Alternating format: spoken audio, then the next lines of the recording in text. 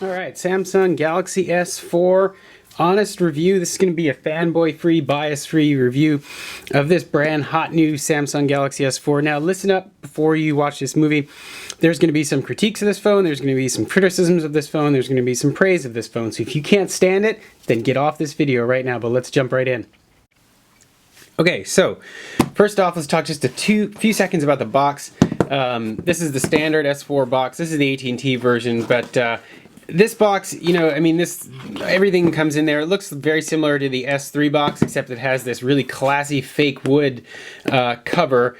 And to me, nothing screams high-tech like fake wood on your box, so I don't really understand what Samsung's going with that, especially since the S3 had the logo of Inspired by Nature, and the S4 is Life Companion, so I don't really know, maybe they missed the mark there on that. Anyway, getting the box out of the way.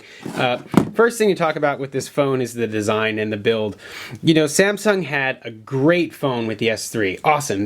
People loved it, they sold millions of them, and you know, really different from the S2. They upgraded the hardware, they upgraded the software, created a phone that people wanted, created a demanding phone. People that, you know, used iPhones or used other low-end Android phones gravitated to the S3 because it was awesome.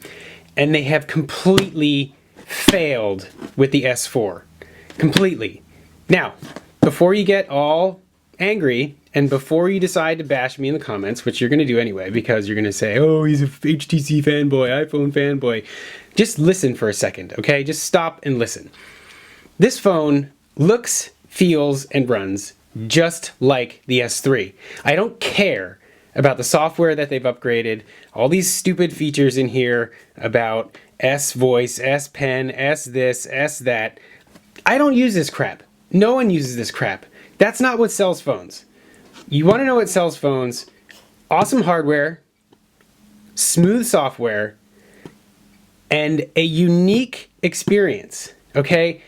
This phone, I mean, as great as it is, and we'll get to the good points in a minute, okay? I'm starting out with the bad stuff. As great as this phone is, it's just like the S3. It's nearly the same body shape, body style, plastic construction, okay? Screen type. There's nothing that differentiates this from the S3. Okay, sure, the screen's, what, a half-inch bigger, I don't know, something like that. But it's not any different, okay?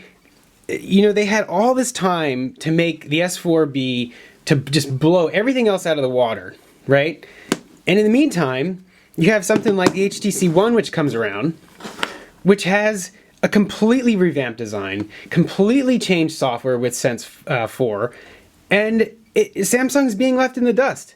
So, you know, I'm going to get this out of here for a second, but just to go back to this phone, again, it's a good phone. It's a great phone, actually. But Samsung failed. They've made it like Apple. They've copied Apple once again, and they've released the Galaxy S3s. And there's no other better way to put that. Because the phone is a minor upgrade. Sure, it's octa-core, it's whatever, but, you know, it's slower than this HTC One.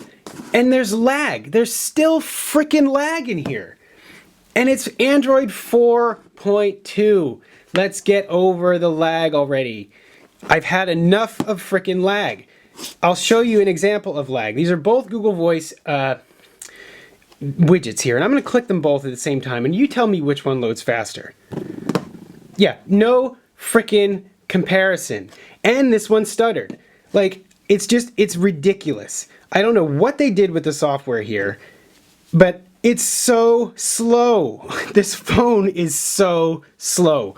They have decided to make a market-leading phone be slower and laggier than everything else on the market. I don't get it. I really, really don't get it. There's lag all over the place with this phone. It exists in every single application. It exists between applications. It exists in the home screen. It exists in the app drawer. I'm so irritated at this. So completely irritated. Samsung, you have lost me as one of your biggest fans and as one of your biggest buyers and advocates for your hardware. Okay, enough hate, enough bashing. We'll get into the positives of the phone. Again, don't get me wrong. This is still a great phone. There is still plenty about this phone that I like. It's just that I'm a little bit tweaked that it wasn't what I expected, and they haven't lived up to, I think, their own brand and their own popularity, and I think it's a bit of a letdown. But let's go back into let's get into the good stuff. First thing about the phone is phenomenal screen. If you're a fan of AMOLED and you like the sort of saturated colors, and you like the that high resolution, high pixel displays, I mean, I don't know who wouldn't like that stuff. But this screen on this device is pretty killer. It is definitely one of the better phones out there in terms of the screen size, the color, the clarity, the sharpness. They've done a really awesome job on the screen. Now, if you want to talk about display technologies, we'll get in here a little bit. We'll look at the LG Nexus 4, which is, I think, IPS or LCD IPS. I'm not up on the technology, but I'll tell you exactly how I feel about how they look. If you put these in order, I think that the HTC One still has a nicer screen. I think the color and the sharpness of this guy trumps, maybe not the sharpness, but certainly the color and the overall sort of screen viewing pleasure is better on the HTC. Then the Samsung comes next, and then the LG Nexus 4 comes last. LG Nexus 4 has a really high pixel count, high resolution screen as well, but they screwed up the color in this. If you see my other views, or excuse me, if my other reviews on this guy, you'll see that the color, I don't like the color. So I don't know, they just, whatever. But let's get that out of the way. Talk back about Samsung and what's great about it. The hardware itself is actually pretty nice. I think that even though it's plasticky and sort of feels plasticky, there's some good things about plastic. First of all, it's light, feels good in your pocket, it's smooth, pulls in and out of your pocket pretty easily. The back is removable, so you can put those cases on it and stuff that change the back and have a little flip, and so that's pretty neat that you can do that with this phone. There's sort of a brushed aluminum band around the side, a couple logos on the back. Again, very similar to the S3. Basically the same form factor function. Fits well in your hand. It doesn't feel too big. I actually like how it feels. It's got a nice weight to it.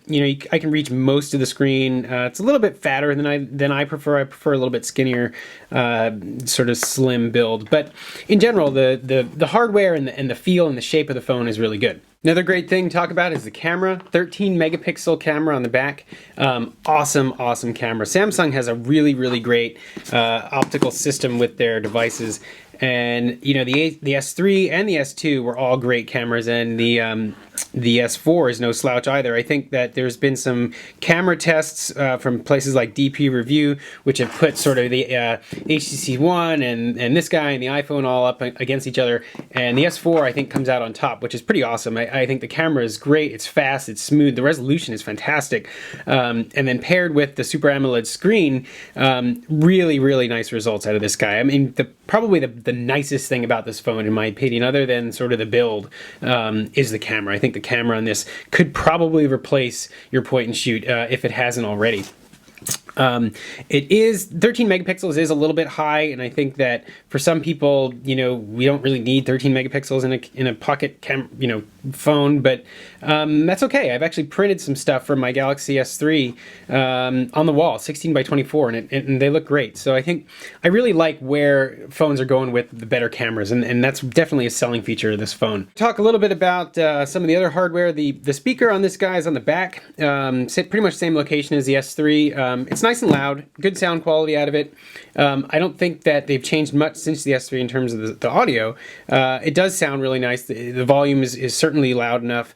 It is on the back, so it's always going to project backwards, which is, could be okay if you, want that. But, some of the other phones, just as a comparison, HTC speakers are on the front, so it projects towards you.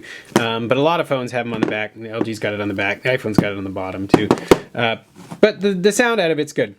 I haven't noticed any weirdness at all with the cellular connection in terms of the voice quality. Voice quality seems good. Earpiece volume is good. LTE radio is fast. The Wi-Fi radio is fast. GPS works great. No inconsistencies, no surprises. No huge differences or letdowns or advances. There's lag there. The phone hardware is good. I think that there's not much wrong with the phone hardware. It's just that it's not a whole lot different than the S3. Sure, there's more cores, there's faster processors, there's more RAM. But what what the specs do is the specs affect the user experience, and so that's what I'm going to talk about next, now that we've talked sort of about the hardware and the outside of the phone. The software in here, it's TouchWiz, so if you like TouchWiz, you'll like it. It's pretty much the same. They've added a lot of Samsung apps, which I have mixed feelings on.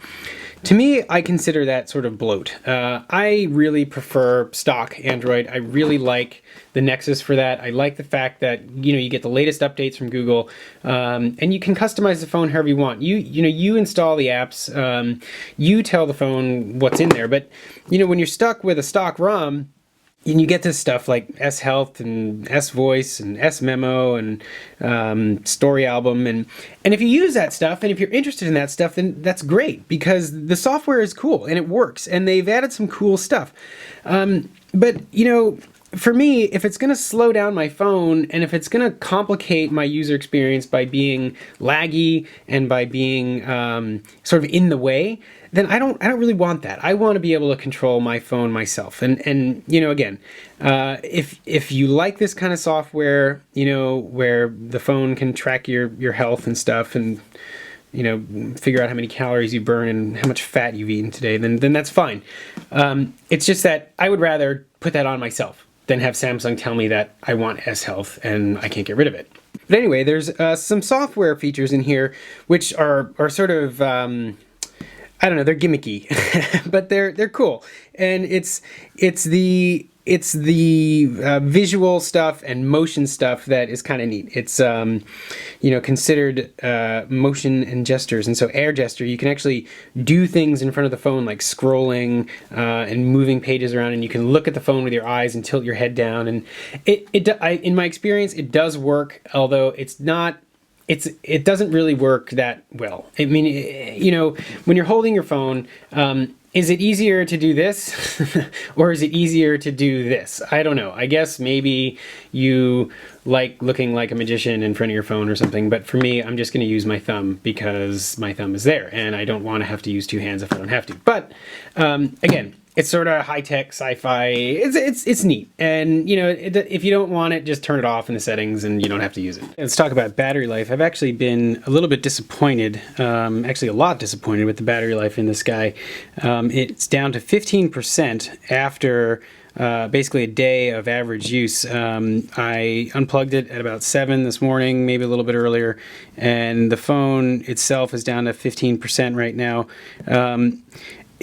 Average use being texting, calling, no game playing, and you can see that the screen is using 52% of that battery, and I keep this guy on auto brightness too, so that's kind of disappointing. I mean, it is a removable battery, so like if you are a road warrior and you need to remove the battery in here and replace it with something else, it's nice to have that battery that you can take out and swap. You compare that to some of the other market-leading phones like the iPhone 5 or the HTC One. Actually, all three of these guys right here, non-removable battery. So even though the battery on here is sort of, I would call it worse than all three of these, the fact that it's removable is a pretty good advantage. All right, so wrapping up, I'm going to take this phone and actually put it side by side with some of these other market-leading phones, and just talk a little bit about my experience with the S4 and how I see it in terms of these other guys. And this is where the fanboys get all their panties in a pinch and decide to rage in the comments. So here's my take on this whole thing. This S4 is very, very much like the S3. So much, in fact, that they've copied Apple once again and released a Galaxy S3s. If you look at the HTC One and the LG Nexus 4 and the iPhone 5, all three of these are substantially different from their predecessor. And the fact that the companies have strived, both Apple, HTC, and LG, to reproduce something to produce something that's different in terms of software and in terms of hardware of their previous phone, iPhone maybe not so much with the software, but with the hardware for sure, sort of puts this S4 in its place, I think, because visually it doesn't stand out from the S3. Software-wise, I actually might even think it's slower than the S3. Sure, it has increased features. Sure, it has a nicer camera. Sure, it's a new phone because the screen's a little bit bigger, and there are subtle differences in terms of how it looks. But overall, overall, I cannot really see a huge difference between this S4 and the S3.